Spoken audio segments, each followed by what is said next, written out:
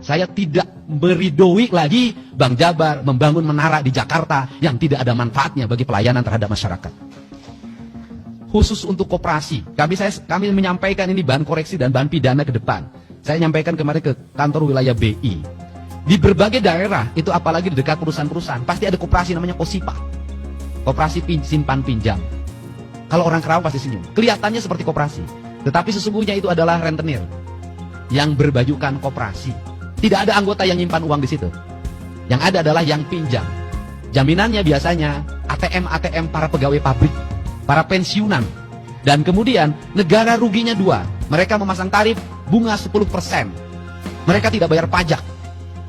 Sehingga di Jawa Barat banyak orang yang datang tiba-tiba punya uang 1 miliar, asal mau gebrak-gebrak orang, dalam 1 bulan dia tergaji 100 juta. Dan itu melahirkan orang cepat kaya. Orang cepat kaya ini melakukan kekerasan kalau nagih. Dan kemudian mereka tidak bayar pajak. Rugi perbankan yang dibayar pajak dengan bunga rendah. Tetapi untuk perbankan sendiri secara terbuka saya sampaikan di sini. Saya meminta sebagai pemegang saham mayoritas di Bank Jabar untuk menurunkan bunganya. Saya minta Bank Jabar di RUPS nanti segera menurunkan bunganya. Karena bunga Bank Jabar terlalu besar menurut saya. Bunganya ini tujuannya untuk apa?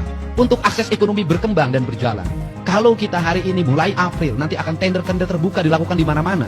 Para kontraktor daerah menggunakan jasa Bank Jabar dengan tingkat bunga rendah, maka itu akan mendorong pertumbuhan ekonomi di Jawa Barat. Kalau bunganya rendah, maka mereka juga akan melahirkan kualitas pembangunan yang baik.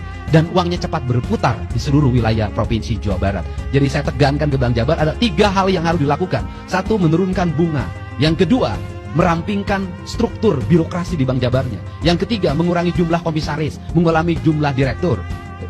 Yang keempat adalah menurunkan biaya operasionalnya yang mencapai 90%, itu harus turun ke angka 45%. Kalau itu dilakukan, maka dividen Bank Jabar akan meningkat ke depan. Dan berikutnya, kalau kira-kira CSR menimbulkan masalah dan disalahgunakan, lebih baik CSR itu dimasukkan ke kas daerah, menjadi pendapatan daerah dan menjadi dividen. Dan itu menjadi angka pembangunan. Karena ketika CSR itu kebijakannya politik, seringkali terjadi penyimpangan dan penyalahgunaan atas nama CSR. Ini RUPS-nya akan dilakukan di bulan April ke depan. Ini komitmen saya, termasuk juga Bank Jabar harus melakukan restrukturisasi terhadap jumlah kantor. Kalau kantor cabangnya tidak produktif, maka ditutup saja. Hanya kantor-kantor cabang yang produktif. Dan kemudian titik tekannya adalah pembangunan, pengembangan, fasilitas yang baik justru harus ada di kantor-kantor cabang. Saya tidak meridoi lagi Bank Jabar membangun menara di Jakarta yang tidak ada manfaatnya bagi pelayanan terhadap masyarakat.